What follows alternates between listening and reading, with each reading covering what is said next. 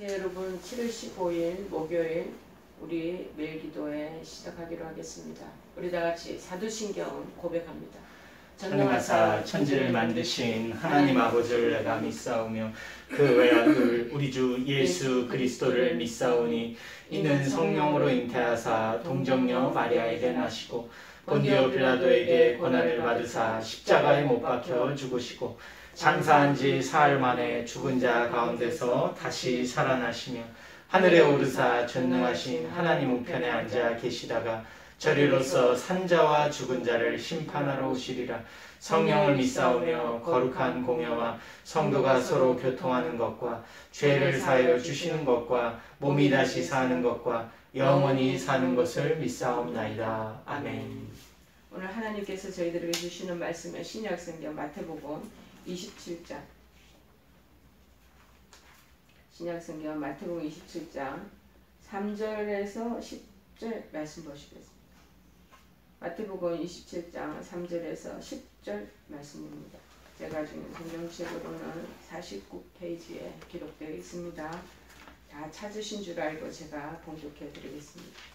그때 예수를 판 유다가 그의 정죄됨을 보고 스스로 뉘우쳐 그 은 30을 대제사장들과 장로들에게 도로 갖다 주며 이르되 내가 무죄한 피를 팔고 죄를 범하였도다 하니 그들이 이르되 그것이 우리에게 무슨 상관이냐 네가 당하라 하거나 유다가 은을 성소에 던져놓고 물러가서 스스로 목매어 죽은지라. 대제사장들이 그 은을 거두며 이르되 이것은 핏값이다. 성전고에 넣어둠이 옳지 않다 하고 의논한 후에 이것으로 토기장이에 밭을 사서 나그네의 묘지를 삼았으니 그러므로 오늘날까지 그 밭을 피밭이라 일컫느니라. 이에 선지자 예레미야를 통하여 하신 말씀이 이루어졌나니 일렀으되 그들이 그 가격 매긴 자 곧 이스라엘 자손 중에서 가격 매긴 자의 가격 곧 은 30을 가지고 토기장의 밭값으로 주었으니 이는 주께서 내게 명하신 바와 같으니라 하였더라. 아멘. 성경에서 자살을 보는 관점, 성경에서 자살을 보는 관점이라는 말씀입니다. 오늘 좀 무거운 주제인데 이거 한데 자살률이 우리나라에 OECD 국가 중에 제1위라 세계 1위라고 하고 있습니다. 그래서 이 문제는 일반 세속적인 관점에서 보는 것이 아니라 우리 성경적인 관점에서 좀 살펴봐야 되겠다. 왜냐하면 기독교인들도 이렇게 목숨을 저버리는 경우가 많이 있어서 좀 알고는 있지 않아야 되겠나 싶은 마음이 듭니다. 비단 우리가 IMF 때 이때도 돌아가시는 자살률이 굉장히 많았어요. 지금 근데 세계 1위라고 지금 좀 전에 얘기한 것처럼 2017년부터 꾸준히 상승하다가 지금 점차적으로 OECD 나라 중에서 현재 1위를 앞두고 있다는 거예요. 1위 할 게 없어서 어떻게 이거를 1위를 하는지 모르겠습니다. 갑작스런 이 경쟁 성장과 경제 성장과 관련돼서 상대적인 빈곤으로 오는 그런 박탈감으로 그렇게 돌아가시는 지금 목숨을 끊는 경우가 많은데 지금은 상황이 완전 틀립니다. 옛날에는 먹고 살기가 너무 가난해서 그렇게 목숨 끊는 사람이 끊는 경우가 많았는데요. 옛날처럼 우리나라 절대 빈곤 거지는 이제 한국에는 찾아볼 수 없다는 거죠. 하루에 한 끼도 돈이 없어서 먹지 못한 사람은 거의 없다라는 것입니다. 거지들에게도 국가에서 무일푼으로 식사를 제공하고 있습니다. 밥퍼나 뭐 여러 가지 그런 서울역 주변에서 보면은 음식 제공하는 그런 단체들이 많이 무료 급식하고 있거든요.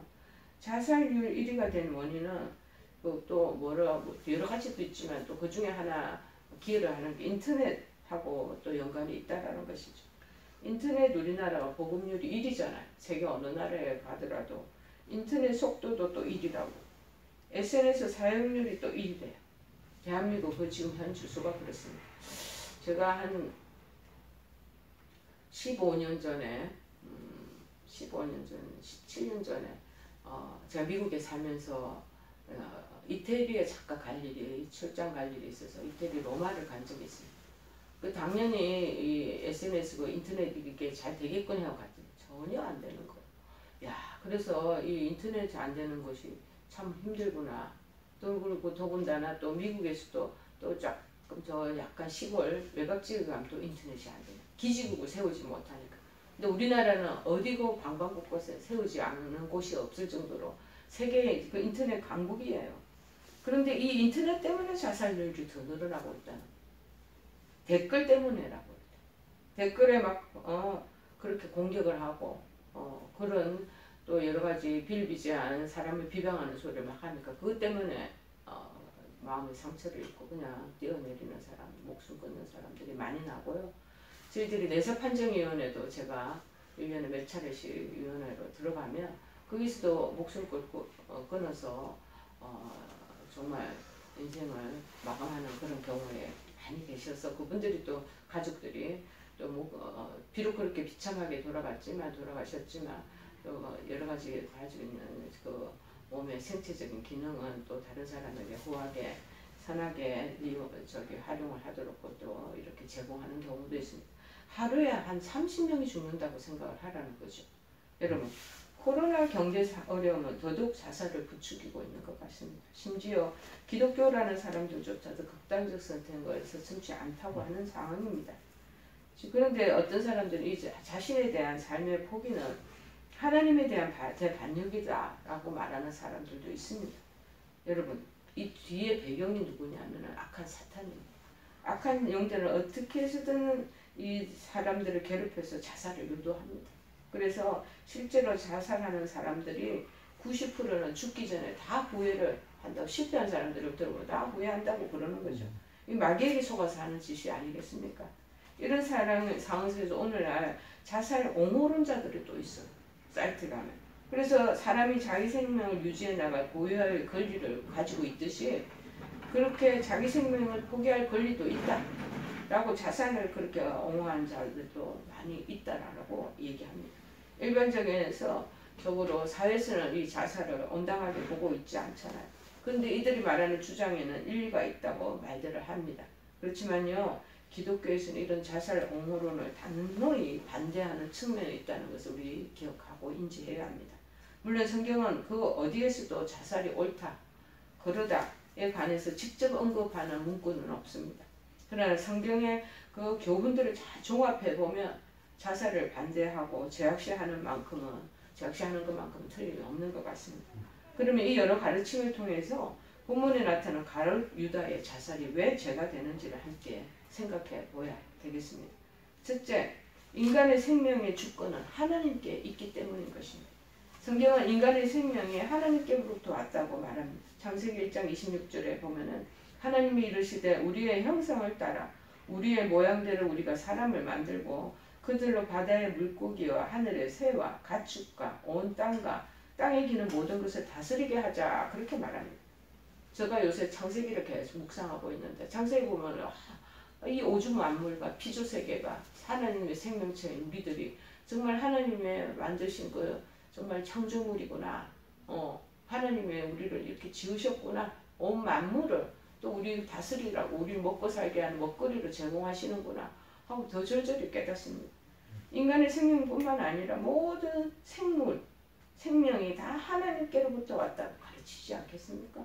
하나님이 그런데 또 지극히 세심한 보살핌 속에서 또 나고 죽는다고 또 가르치고 있습니다. 마태복음 6장 30절에도 그래서 이렇게 말합니다. 오늘 있다가 내일 아궁이에 던져지는 들풀도 하나님이 이렇게 입히시거든. 하물며 너일까 보냐 믿음이 작은 자들아. 들풀도 하나님이 다 키우신다는 거예요. 그러니 인간의 생명이란 두말할 나위 없이 얼마나 귀한 것이겠습니까? 거기에 상응하는 우리가 말씀을 보면 마태복음 10장 29절에서 31절을 보면 이렇게 나옵니다. 참새 2마리가 한 아사리온에 팔리지 않느냐? 그러나 너희 아버지께서 허락하지 아니하시면 그 하나도 땅에 떨어지지 아니하리라. 너에게는 머리털까지 다 세신 바 되었나니 두려워하지 말라. 너희는 많은 참새보다 귀하니라. 참새 한 마리도 하나님 허락하에 다 죽고 그 다음에 그렇게 떨어진다는 거예요. 그런데 우리 정말 인간의 이게 만물의 영장이라고 그러잖아요. 만물의 영장이 우리가 하나님의 주시는 그 의도하에 살아내지 못하고 우리 스스로 생명을 끊는다는 것은 하나님에 대한 정말 대반역이라고 말하는 그 사람들의 얘기가 고개가 끄덕여지고 수긍이 되는 것입니다. 특히 성도의 생명은 우리 그리스도의 피로 다 구속이 됐습니다. 크리스찬들. 그래서 베드로전서 1장 18, 19절에 말합니다. 너희가 알거니와 너희 조상이 물려준 헛된 행실에서 대속함을 받은 것은 은이나 금같이 없어질 것으로 된 것이 아니요 오직 흠없고 점없는 어린 양 같은 그리스도의 보배로운 피로 된 것이니라. 즉 성도의 몸은 그리스도의 고귀한 피값으로 산 것이다 라고 딱 규정을 하고 있습니다. 여기에 대한 게 고린도전서 6장 19절 20절에 명시되어 있습니다. 너희 몸은 너희가 하나님께로 받은 바 너희 가운데 계신 성령이 전인 줄 알지 못하느냐. 우리 몸이 아니에요. 성령께서 우리 안에 지금 내주하고 계시. 성령이 전이야. 그러니까 성전이야, 성전 우리가. 근데 우리 몸을 우리 거라고 해서 함부로 그렇게 우리가 휘둘르구나. 그 다음에 또 쉽게 얘기하면 요새는 성적으로 얼마나 문란한 시대입니까. 오늘 아침 뉴스를 봤더니 성폭행 군인대 막사에서 당했던 그 본인이 바로 추락해서 그냥 자살을 해버리더라고요. 수치에. 하늘 주신 귀한 성전이 몸을 함부로 다루고 불륜을 저지르고 간음하고 그 다음에 가정이 파괴되고 이런 상황들이 일반 상황에서 비일비재할 뿐만 아니라 교회에서도 암묵적으로 알게 모르게 20, 30%다 지금 문란에 그런 죄가 엄난의 죄가 들어와 있다는 것입니다. 그래서 너희는 너희 자신의 것이 아니다. 값으로 산 거예요. 예수 그리스도 피값으로 샀다는 거예요. 그런즉 우리 몸으로 하나님께 영광을 돌리라는 명백한 하나님 우리에게 대한 이러한 규정이 딱 되어 있다는 것입니다. 우리 몸이 우리 몸뚱아리가 아니에요. 근데 우리 몸이 우리 거라 내 거라 그러고 함부로 막 굴리고 그리고 그 다음에 타락하고 변질되고 하나님 그런 거 그거 못 보신다고 그러잖아요. 그래서 그 부분에 대한 제일 인간의 타락의 정점이 노아의 방주. 그 다음에 두 번째는 소돔과 고모라 불과 유황으로 막 그냥 다 태워버리죠. 오늘날에는 제가 생각할 때 이 감염, 바이러스 이걸로 다 또 하나님 어떤 형편에까지 극악하게 끌고 가실지 우리는 아무도 예측을 못하고 있습니다. 코로나지만 또 델타 변이라고 하고 변이가 막 들어있고 지금 어저께는 제가 잘 알고 계시는 그 모슬렘 그쪽 이슬람교 그 부분에 대해서 강하게 이번 총신에서 강의하시는 교수님 계시는데 영국에서 왔다 갔다 하시거든요. 영국에서 왔는데 거기서 아스트라제네카 백신도 다 1차, 2차 접종하고 거기서 아무런 저기가 없다고 양성으로 나왔는데 한국에 오니까 음성으로 나와요.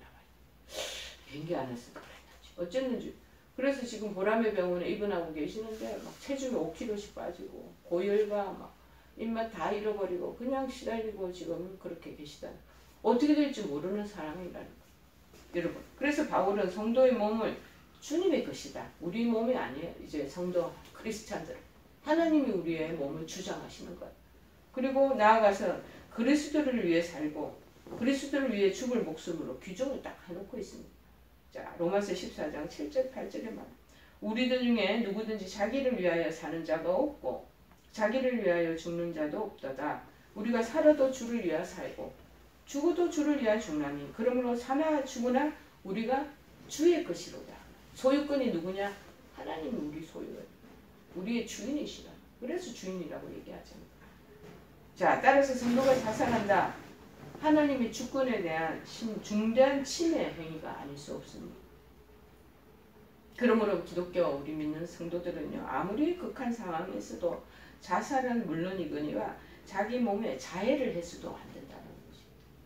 성도는 자신의 몸을 거룩하고 단정히 꾸며서 의의 병기로 쓰이기에 조금도 부족함이 없도록 그렇게 해야 된다고 로마서 6장 12절 13절에 말합니다. 그러므로 너희는 죄가 너희 죽을 몸을 지배하지 못하게 해서 죄가 우리 몸을 지배하지 못하게 죄의 유혹은 사탄은 계속 우리 죄짓도록 우리를 만듭니다. 우리 마음을 유혹시키고요. 또 사탄의 그런 자기네들 병졸들을 우리한테 또 갖다 붙여요. 그 졸개들 붙여서 우리가 그렇게 죄악 가운데 유혹받고 그렇게 타락의 길로 가도록 계속 우리를 그렇게 옆에서 접근하고 있는 것입니다. 그래서 몸의 사욕에 순종하지 말라는 거. 몸이 하고자 하는 대로 하지 말라는 거. 내 정욕대로 살지 말라는 거. 자, 또한 너희 지체, 몸을 불의의 무기로 죄에게 내주지 말라는 거. 오직 너희 자신을 죽은 자 가운데서 다시 살아난 자 같이 하나님께 드리며 너희 지체를 의의 무기로, 우리 몸을 의의 무기로 하나님께 드리라는 거. 참, 오늘 말씀에 정말 더 큰 도전을 받습니다. 두 번째는 왜 우리가 자살을 하면 안 되는가? 왜 죄인가? 회개라는 새 삶의 기회가 있다. 아무리 죽을 죄를 저질러도 회개를 통해서 새롭게 또 우리가 새 삶을 영위해 나갈 수 있는 길이 열린다는 거예요. 대개 자살의 동기는 가룟 유다의 경우와 같은 때가 많습니다. 우리나라의 역대 대통령이 이런 비참한 이러한 그 일들을 저지른 분이 있지 않겠습니까? 또 역대 재벌과 그쪽에 있는 일을 하는 총수들도 그 부분에 대한 해결을 못하면 그렇게 또 자살하고 뛰어내리고 층에서 그런 일들도 있지 않겠습니까? 그런데 씻지 못할 죄를 범하고 양심의 고통을 이기지 못할 때 사람들은 자살을 유혹받는 나 이렇게 살아서 뭐하나 이렇게 끔찍한 일을 저지르고 가정의 파탄을 저질렀는데 제가 정말 양심에 사람들이 손가락질을 받고 지적당하는 그거 너무 괴로워하는 거예요. 지금도 두 우리나라의 대도시의 시장들이 그렇게 지나고 있지 않겠습니까? 그러나 여러분 가룟 유다의 배신이 베드로의 배신과 다를 바가 무엇이 있겠습니까? 베드로는 주님을 3번씩이나 부인했잖아요. 심지어 저주까지 하지 않았겠습니까? 그런데도 이 베드로는 예수님의 수제자로 나중에 사도직을 끝까지 수행한 그러한 회개의 사람이 되고 하나님의 도구로 쓰임받게 되잖아요. 하나님 그거 다 용서해 주시잖아요. 이것은 바로 그가 자신의 죄를 눈물로 뜨겁게 회개했기 때문이라는 거 말하고 있습니다. 마태복음 26장 75절에 보면 베드로가 예수의 말씀에 다 굴기 전에 네가 3번 나를 부인하리라 하심이 생각나서 밖에 나가서 심히 통곡하며 자신의 정말 이렇게 예수님 거역했던 배신했던 이 죄를 막 통곡하면서 오는 거 다 보신 거죠. 여러분 우리는 그러나 우리 성도들에게는 회개라는 새 삶의 통로가 놓여 있다는 것을 기억하시기를 바랍니다. 그러므로 아무리 중한 죄를 지었어도 자신의 생명을 끊어서는 안 된다는 것입니다. 그리스도께는 살인자라도 다 용납됩니다. 어디서 그게 용납되는 거냐고요? 십자가에 돌아가실 때 예수님이 누가복음 23장에 보면은 오른편 강도 왼편 강도 있었잖아요. 살인자 강도짓도 하지만 살인 극악한 짓을 했으니까는 십자가 그 정말 비참한 극악한 행틀에 그 묶여가지고 죽어 달리고 있지 않았겠습니까? 그런데 정말 당신의 나라에 임할 때 나를 기억하소서 그렇게 말했더니 예수께서 이때 답변하시는 게 나옵니다. 내가 진실이요 진실이요 내게 이르노니 오늘 네가 나와 함께 낙원에 있으리라. 회개하고 주님을 바로 그리스도라고 인식하는 자 그런 자에게는 이 살인자에게도 하나님께서 낙원에 있는 그러한 용서를 베푸신 것이죠. 바울은 또 어떻습니까? 바울은 스스로 회방자요 핍박자요 코행자요 죄인 중에 괴수였다고 그렇게 자기를 말하지 않습니까? 그런데 어떠한 죄라도 주께 진심으로 회개하면 그 죄는 흰눈같이 양털같이 희어지고 깨끗해진다고 정말 이사야서 1장 18절에 말합니다. 여호와께서 말씀하시되 오라 우리가 서로 변론하자. 너희의 죄가 주홍 같을지라도 눈과 같이 희어질 것이요 진홍같이 붉을지라도 양털같이 희게 되리라. 그런데도 만일 자살한다면 그리스도의 속죄를 헛되게 하고 모욕하는 것임을 잊지 마시기를 바랍니다. 저희가 또 여기 온목일을 하다 보니 또 장례를 치르는 부탁을 받을 경우가 종종 있습니다. 몇 년 전에 30대 중반에 그 작은 어린아이들을 키우는 그 아버지인데 사업을 하다가 실패를 한 거예요. 그 집에는 권사님과 집사님이 그런데 결국에는 그 다니는 교회 목사님한테는 성도들한테는 말을 못하고 저한테 부탁을 해서 제가 그 자살했던 그 청년의 그 아버지 어린 아이들의 아버지를 그렇게 장례 발인을 다 치른 적이 기억납니다. 여러분 그리스도의 속죄를 헛되게 하고 모욕하는 것인 것을 우리 크리스찬들은 꼭 명심해야 됩니다. 세 번째는 모든 사람에게는 고유의 사명이 있다는 것. 여러분, 우리가 마지막으로 생각해야 할 것은 우리가 섬기는 하나님은 모든 것을 모든 개인 한 사람 한 사람 가운데 역사하시는 하나님이라는 사실을 잊어버리면 안 됩니다. 하나님께서는 당신의 사역에 관한 모든 일을 한 사람에게 위임하신 거 아니라 모든 사람에게 골고루 다 나눠주시고, 그래서 서로 협력해서 당신의 뜻을 이루게 하신 것을 우리가 기억해야 하는 것입니다. 8장 로마서 28절에 말합니다. 우리가 알거니와 하나님을 사랑하는 자 곧 그의 뜻대로 부르심을 입은 자에게는 모든 것이 협력하여 선을 이루느니라. 다 하나님 뜻으로 부름을 받은 사람들이 다 달란트가 틀리고 여러 가지 배경이 다 다르지만 그것이 다 합동으로 합력해서 선을 이루도록 해주신다. 따라서 우리가 생명을 포기한다는 것은 우리에게 할당된 고유한 이 사명을 포기하는 것과 다를 바 없다는 것입니다. 하지만 사명을 포기한 그 사람은 주님의 엄중한 책망과 심판을 면할 수는 없을 것입니다. 그러므로 아무리 삶의 여건들이 어렵고 험난할지라도 우리는 삶의 자리를 굳건하게 지켜야 합니다. 그리고 주께서 맡겨주신 나에게 주신 사명이 있다면 그거를 잘 감당해야 합니다. 여러분, 이 세상을 사노라면 남북구론 치명적인 죄도 짓게 되는 사람들도 있습니다. 전 생애를 다 살아내기 어렵도록 극한 난간에 부딪힐 때도 있습니다. 삶이 저주스럽고 회의스러울 때가 왜 없겠습니까? 이는 사람들이라면 누구나 다 한 번쯤은 이런 일들을 경험할 수 있는 지극히 보편적인 일입니다. 일상 우리가 사회에서 일어나는 것입니다. 만약 그럴 때마다 삶을 다 포기하면 이 땅에 살아남은 사람이 어디 있겠습니까? 삶은 하나님께서 우리에게 내려주신 지엄한 명령입니다. 하나님께서는 삶 속에서 우리가 이룩해야 될 사명을 우리에게 반드시 주셨습니다. 그래서 삶을 살아낼 수 있는 갖가지 은혜와 은총도 다 약속해 주신 것입니다. 그러므로 우리는 어떤 상황에 당면할지라도 삶을 도중에 포기해서는 안 된다는 것입니다. 그렇다고 마지못해 내가 그냥 이 말씀이 기억나서 죽어도 마지못해 살아야 되겠다 하면서 그렇게 살아도 안 된다는 거예요.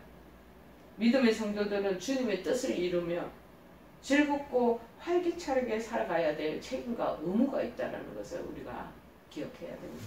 그래서 야고보서 1장 2절 3절에도 말합니다. 내 형제들아 너희가 여러 가지 시험을 당하거든 온전히 기쁘게 여기라는 거예요. 완전 역설적이지 않습니까? 이는 너희 믿음의 시련이 인내를 만들어내는 줄을 너희가 압니다. 자, 그렇다면 인내를 만들어내고 그 뒤에 하나님께서 예비할 수 있는 뭔가 열매가 있다는 것을 우리가 기억하시길 바랍니다. 우리가 열매가 안 보이기 때문에 이 열매를 생각도 못하고 바라보지도 못하고 소망도 안 갖고 그러다 보니까 지금 현재 그 피를 거치면 거기에 그냥 막 마음에 망연자실할 때가 얼마나 많이 있습니까? 여러분, 시험이 왔습니까? 온전히 기쁘게 여기고 하나님께서 그 다음에 이루어 준비해 주신 그것들을 바라보며 지금 위기와 여러 가지 시험거리를 잘 극복하시면서 자살하는 거 보류하시고 더 그 자살하는 용기를 삶의 그러한 큰 원동력으로 바꾸어 가시며 살아내시기를 바라겠습니다. 우리 찬송가 424장 목사님 찬양해 주십시오. 아버지여 나의 마음을 맡아 주관하시고 완악하고 교만한 것 현케하여 주소서. 온유하고 겸손하여 화평하게 하시고 망령되고 악한 일을 물리치게 하소서. 아멘. 우리 다 같이 주기도문으로 마치겠습니다. 하늘에 계신 우리 아버지여, 이름이 거룩히 여김을 받으시오며 나라의 마옵시며 뜻이 하늘에서 이룬 것 같이 땅에서도 이루어지이다. 오늘날 우리에게 일용할 양식을 주옵시고 우리가 우리에게 죄 지은 자를 사하여 준 것 같이 우리의 죄를 사하여 주옵시고 우리를 시험에 들게 하지 마옵시고 다만 악에서 구하옵소서. 대개 나라와 권세와 영광이 아버지께 영원히 있사옵나이다. 아멘.